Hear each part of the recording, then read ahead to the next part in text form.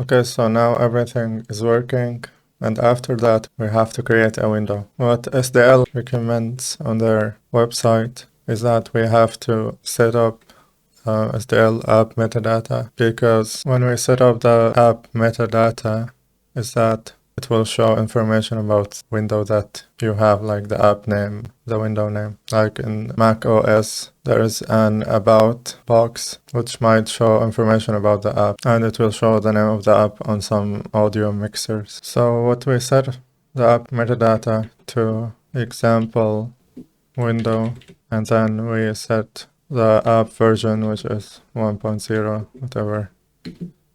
And then the app identifier, which would start with com, and then dot, and then the name of the app, like example window, dot window.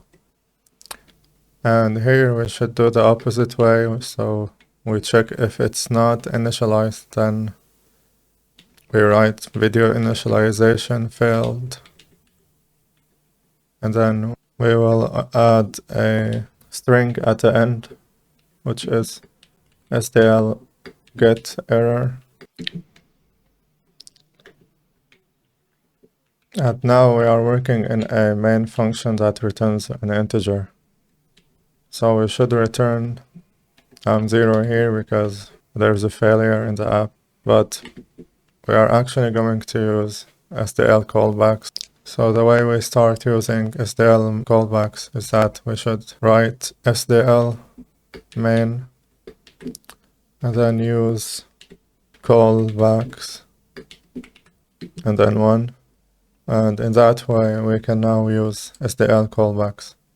So instead of writing main, we should start with SDL app result and then SDL app initialize,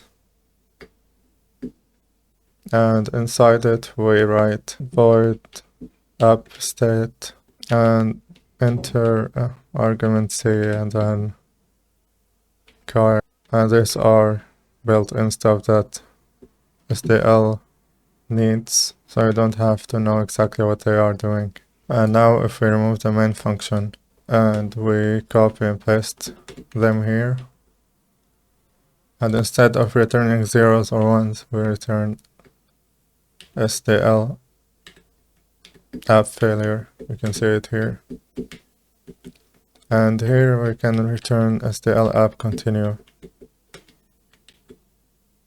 So it continues after the initialization because we have an event function, and which is the main game loop, which is called SDL app iterate. But we will do that later. So after that we should create SDL app result and then SDL app event, and inside it we write a pointer for app state and SDL event, which is also a pointer.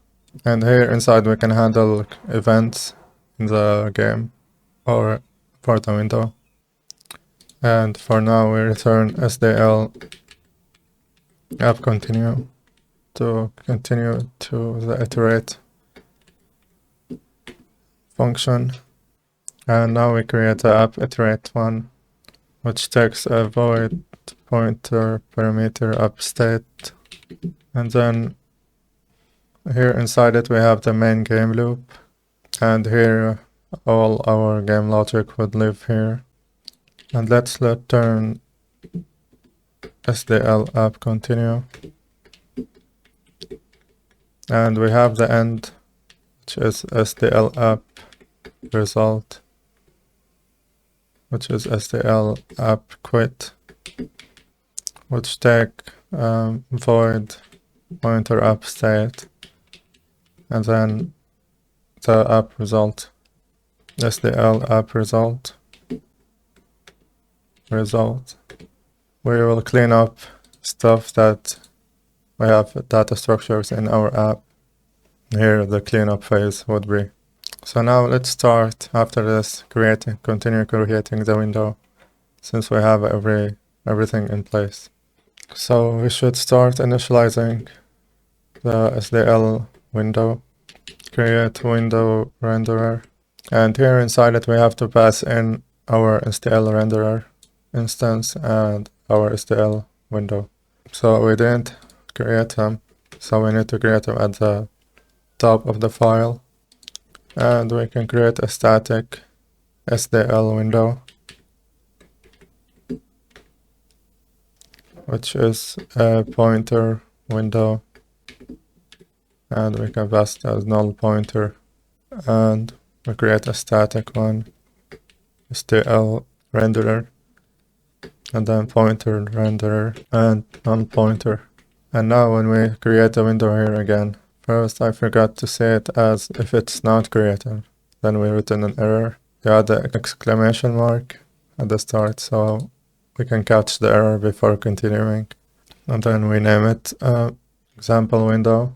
And here we specify the width of the window.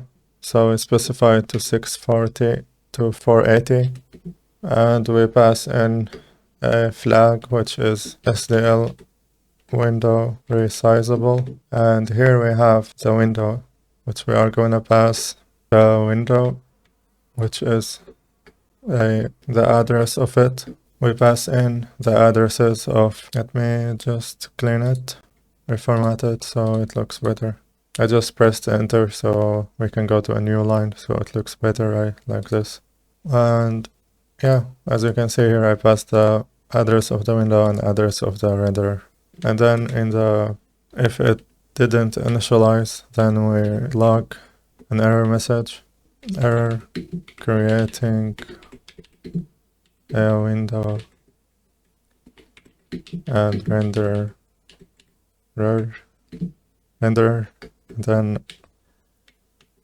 percentage mark, and then S for string, and then SDL get error. And yep, and then we return the SDL app failure and semicolon. Okay, and lastly, in our initialize function, app init function, we have a functions that would handle resizing the window for us. So when the user resizes it, it will shrink what's inside the window or stretch it. So we set the render logical presentation, and we pass in the renderer and then the width and height, which is 640, 480, and then SDL logical presentation letterbox. You can choose how you want to do it, whether you want to stretch it or extend it or just add a clear color. Let's choose the letterbox one for now. Don't have to worry about it.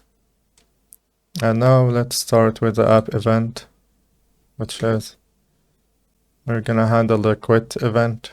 And here we can check if event type is SDL event quit. We're gonna return SDL app success. And this is how it looks. And now in our app iterate, we're gonna render colors. So we should get the time right now, and we declare a double called now, constant double now. We use SDL get ticks, and we have to convert it to seconds. So we divide it by 1000, and we have to cast it to double since it returns an unsigned integer, so we have to cast it to double. And to be able to switch between red, green, blue, so we have to declare a float for each one. Let's start with red.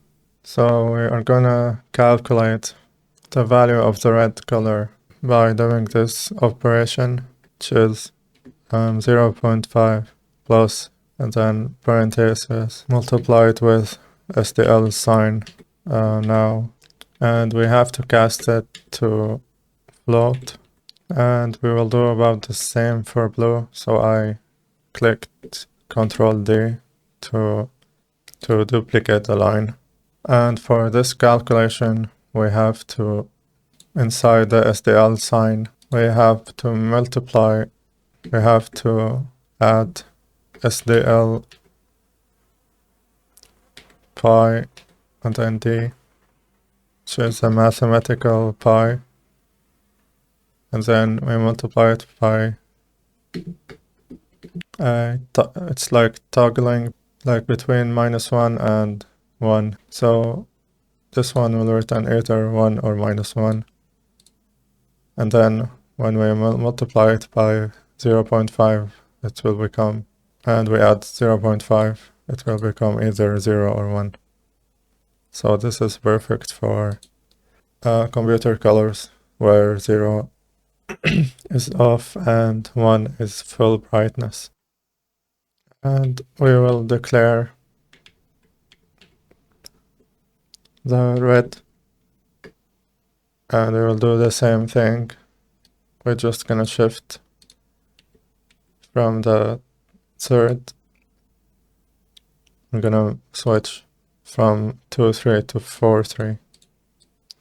And the way we are doing these calculations, it's so the colors wouldn't get, if we don't add these calculations, we're gonna get white light blinking.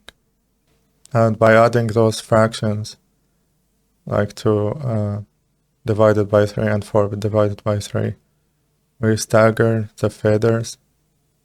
So while red is fading out, green is peaking. And here it should be blue, sorry. And blue is just starting to wake up. That would give us the effect of a RGB light. We set the render draw color float. We pass in the renderer and the red light, which is red,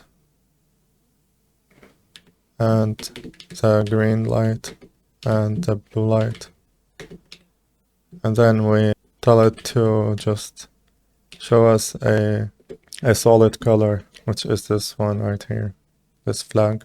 And now we have to render clear, SDL render clear, and we pass in the renderer, and this would clear the window to draw the color. And now we have to SDL render present to render actually the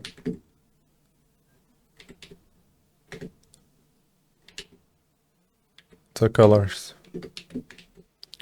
And just like this, we have finished. And I forgot to add SDL include SDL3 main. SDL main. And this one is the main one that we should use, so we can use the callbacks. And I added by accident for the SDL app quit, we shouldn't use SDL app result, but we should use void. Sorry. I just got used to using the SDL app result. So now we built the app and then we run it. And now you can see that we have a window that is an RGB light. And that's how we create a window in SDL.